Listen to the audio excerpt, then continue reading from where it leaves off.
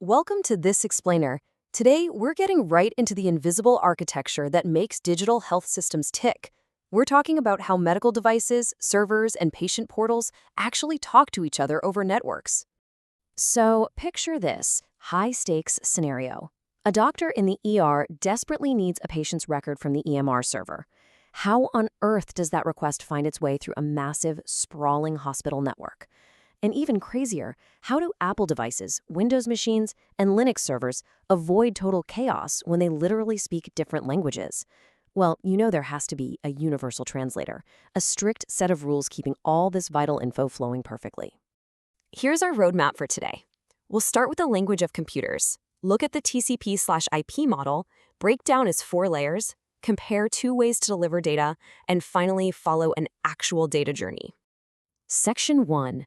The language of computers. Let's look at why these rules are absolutely essential. To understand why standardization is essential for healthcare networks to function, think about sending data exactly like mailing a physical gift to a friend.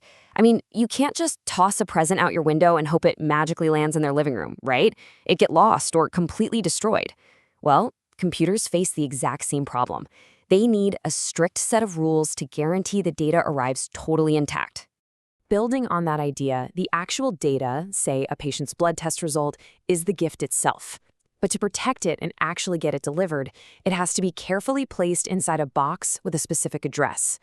In the digital world, this box and its address are called headers. These are basically instructional tags attached to your data to guide it on its way. And obviously, once that gift is boxed up and addressed, you hand it over to a delivery truck.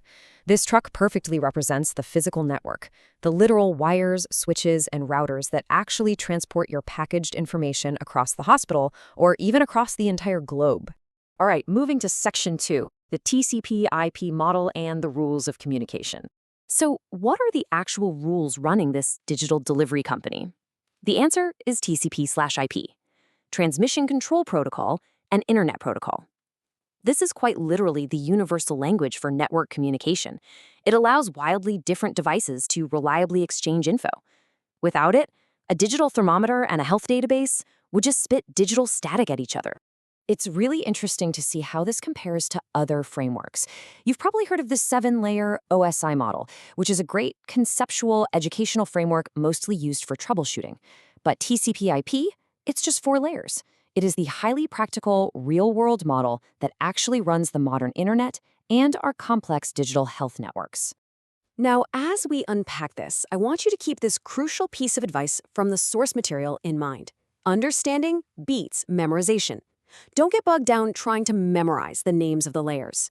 Instead, focus on why each layer exists and what specific problem it solves for our digital delivery service. Which brings us to Section 3, the 4 layers and how we package this data. Let's break this down layer by layer. The framework steps down sequentially, starting from the software applications right on your screen, all the way down to the physical cables in the walls, application, transport, internet, and network access. Starting at the top, Layer 1 is the application layer. This is the one closest to you, the human user. It's where we directly interact with network applications. So when a doctor opens an EMR portal in their web browser, protocols like HTTP and HTTPS are operating right here at the application layer to make that interface happen. Next down is Layer 2, the transport layer. If the application layer is the person handing off the package, the transport layer is our delivery truck. It is completely responsible for reliability, error detection, and making sure the data actually gets where it's going. It sets the rules for how that package is handled in transit. Below that, we hit Layer 3, the internet layer. Think of this as the GPS system. It handles IP addressing and routing, mapping out exactly how the data finds the correct server across the network. And finally, Layer 4, the network access layer. These are the literal roads, the physical transmission via Ethernet cables, Wi-Fi radio waves, or fiber optic light pulses.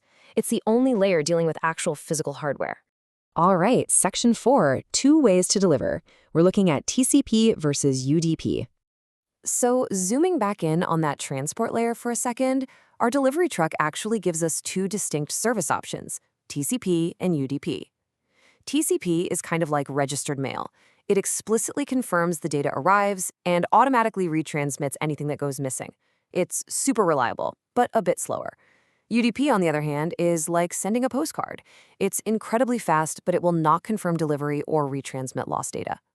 The really crucial takeaway here is picking the right protocol for the job. Now, it's tempting to think fast is always better, right? But in digital health, reliability absolutely trumps speed. I mean, imagine transmitting critical laboratory results. You literally cannot risk missing a single piece of data. Because of that, critical healthcare systems vastly prefer the guaranteed delivery of TCP over the speed of UDP. Let's put it all together in Section 5, the data journey. To see how data moves through these layers in real time, we have to talk about a process called encapsulation. It's basically nesting boxes within boxes. As your data moves down from the application layer, each subsequent layer slaps its own instructional header onto the front of the data. TCP, then IP, then Ethernet, until the whole thing is securely boxed up and ready to ship. Once that perfectly packaged digital box travels across the cables and hits its destination, the receiving computer does the exact opposite. We call it decapsulation. The receiving machine looks at the outermost header, follows its instructions, and discards it. It cleanly unboxes the layers, one by one, in reverse order, until only the pure original data remains for the application to read. Bringing this whole shebang together, when a doctor types in a patient ID and hits search, these 6 precise steps execute flawlessly. The application creates the request, the transport layer encapsulates it with TCP reliability instructions, the internet layer adds the destination IP address, the network layer puts it right onto the physical cable, it travels to the EMR server, and boom, the server receives it, decapsulates it, processes it, and replies back using that exact same process in reverse.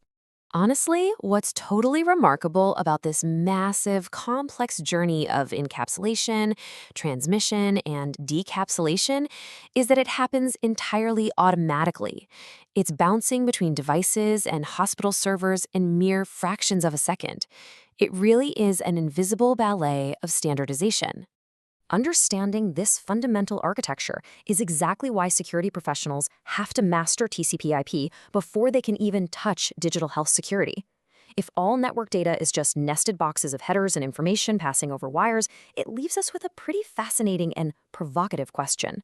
Since TCP/IP dictates every single piece of network communication, what critical vulnerabilities and hidden secrets could advanced packet analysis tools like Wireshark and Nmap uncover if they intercepted and peeked inside those very layers? That thought alone definitely changes how you view a simple click of a mouse. Thanks for joining me for this explainer.